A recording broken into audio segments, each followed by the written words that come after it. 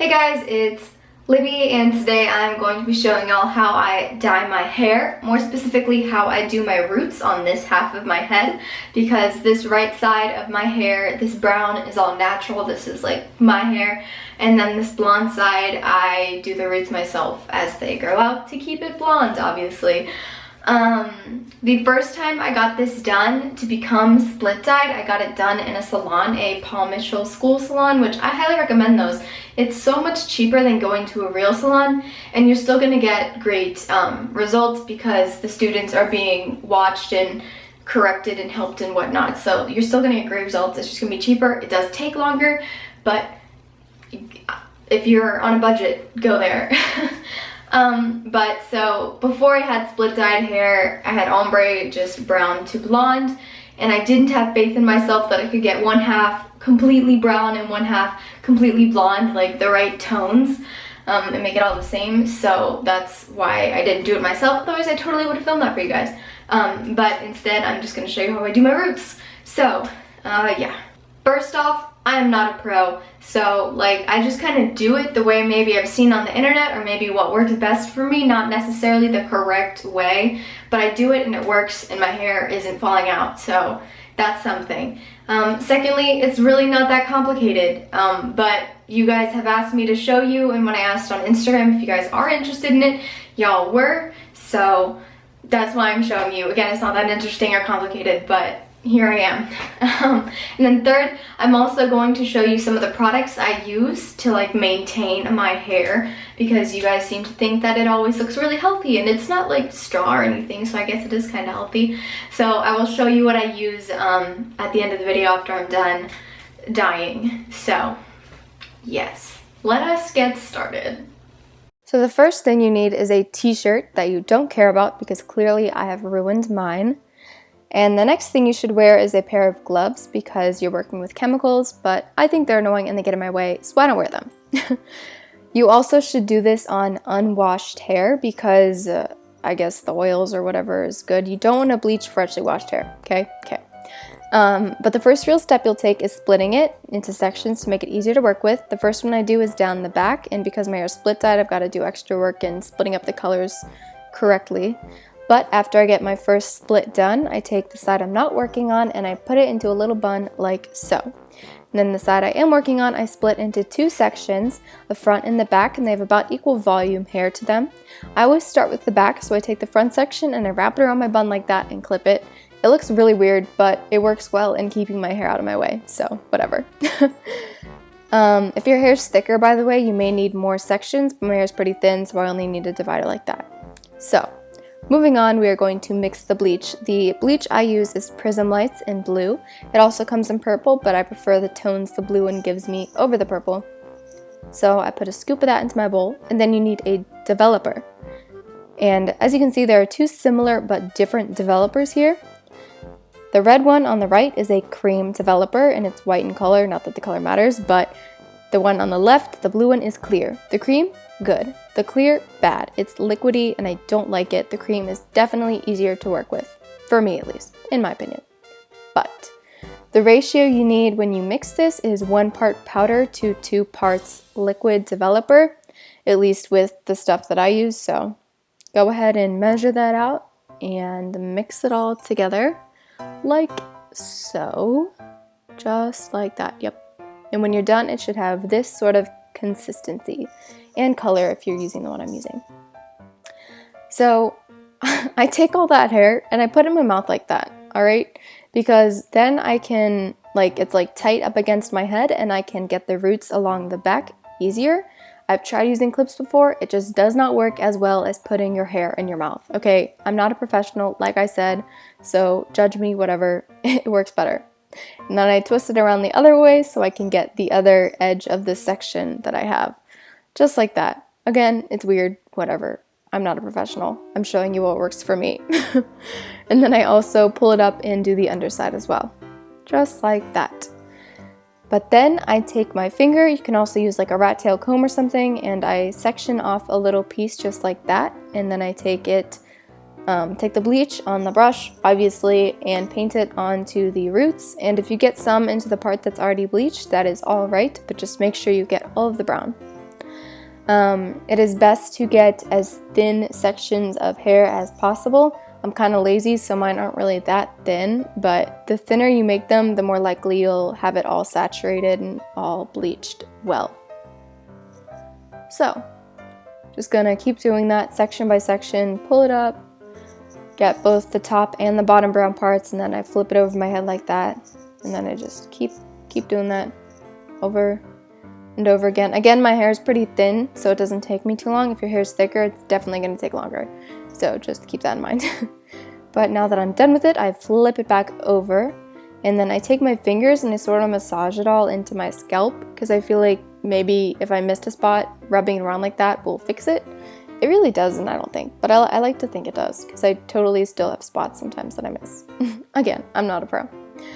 But now I'm ready to do the front section, so I go ahead and I unclip it like so. Just like that. Waiting. Yep, okay. And then I take the bleach and I do the part up at my part.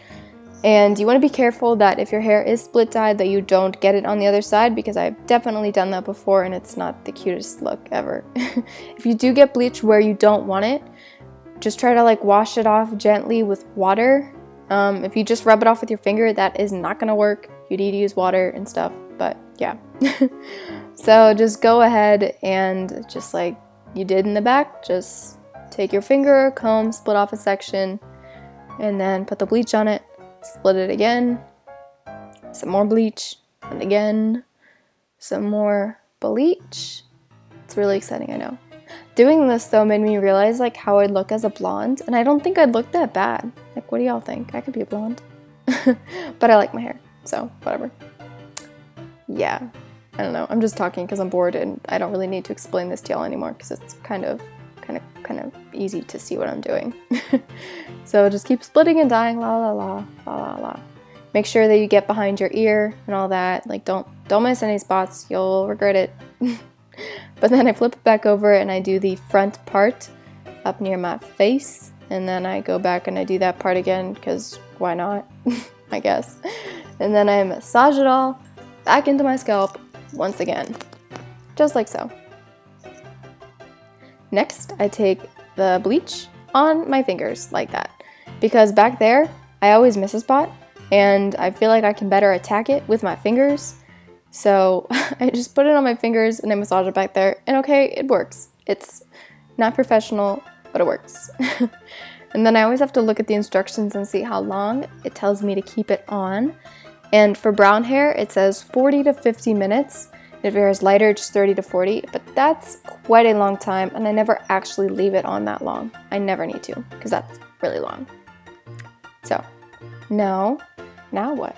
Now what? Oh, Ed Sheeran. I was listening to that the whole time. You would never know.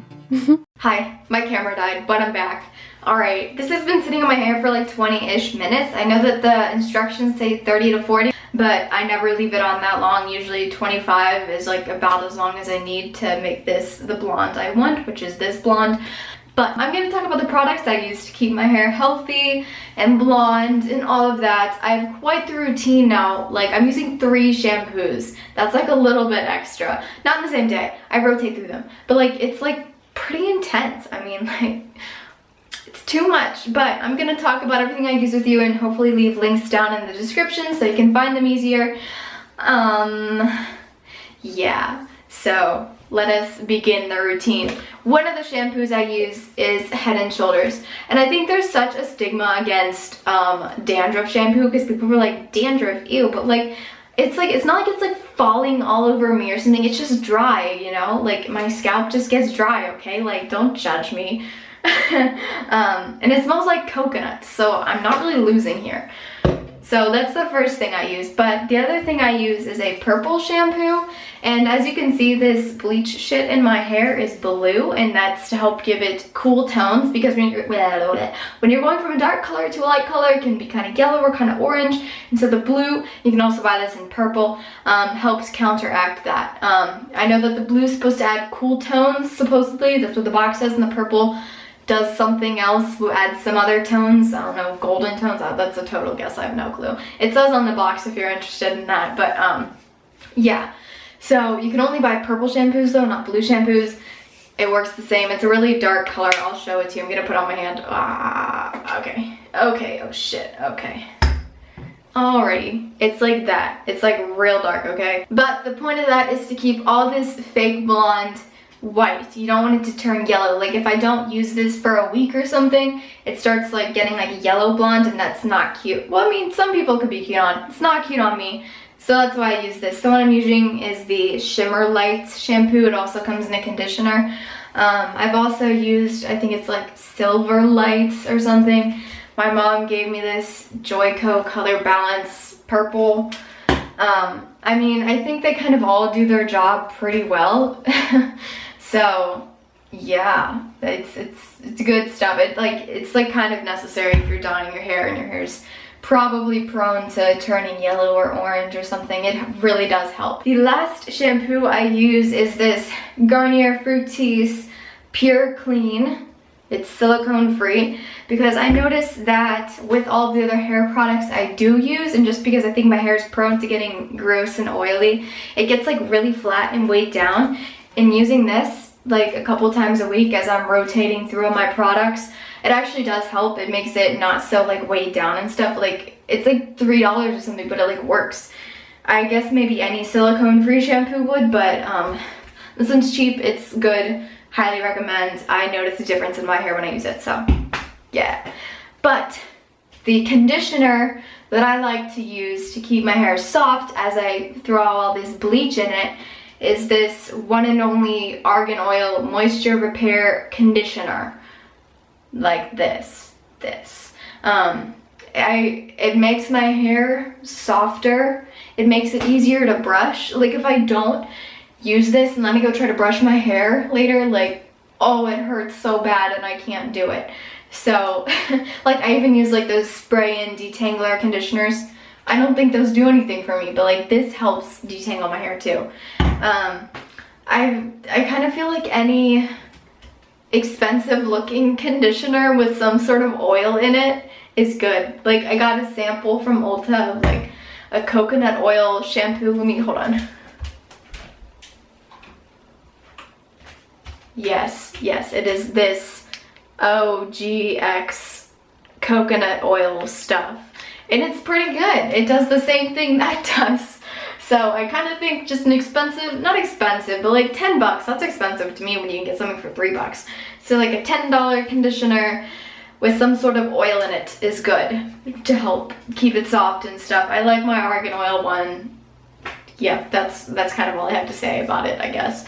And those are the products I use on my hair as far as like my routine. So I rotate through those different shampoos and I use the conditioner every day. Just note, when you're trying to wash the side of your head, shampoo your hair like 8 times, okay? Like it gets in there, you know? So I'm probably gonna use all my shampoos today, twice or something. So just keep that in mind, that when you're washing this out, wash it a lot, okay? Yeah, so I'm gonna go wash it out now, because like I can usually look in the mirror and kind of like see through the blue that it's the blonde color that I want. And it's important to look at the part that you dyed second. So like I dyed the back chunk first and then the front chunk. So the back has had it in for longer than the front. So as long as the front or the second part, whatever, is the right color, then you're good. So I'm gonna go shower and get this out of me hair. So peace out. I'll be back, I guess. I don't know, like, I mean, you should kind of know what it looks like, but I'll probably show you anyways. So bye. Hey guys, I've washed it all out and I'm here to show you the result, which is this. As you can see right here-ish, there's a sort of purpley silver area, and that's from the purple shampoo. I noticed that the Joico does that more than the other one. I guess maybe it's stronger or something, but it kind of just has a little bit of hint of purpley silver right here, and that'll fade away, wash away in the next couple of days. And also when my hair is dry, it won't be as noticeable because things are always darker when they're wet. So yeah, a good for amateurs tip I have is to not wash out your bleach bowl until after you're completely finished. And what I mean by that is after you put it in, let it sit there, wash out your hair, and then you take take a mirror and you kind of like go through your hair and like make sure you didn't miss any spots, because I used to miss spots a lot, and if you wash out the bowl, then you've either got to mix more of it or live with it. So it's good to just keep this around until you're sure you're satisfied with your result. However, if you do miss a spot, you've got to dry your hair or let it dry, and then after that you can go back and do this again and wash your hair out again. But it's worth it to have nice looking hair if you screw it up. Yeah. The other thing is though, you can't save this, like you can't like store the excess and keep it for next month or whatever, it's not gonna last. But if you want to keep it for a few hours or whatever, well, you do this process, then that's fine. So yeah, I hope that you guys liked this video, and again, I'm not a pro, it's fine. So I hope it helped though, or whatever, I don't know. You guys wanted to see it, so I showed it, so yep, thanks for watching.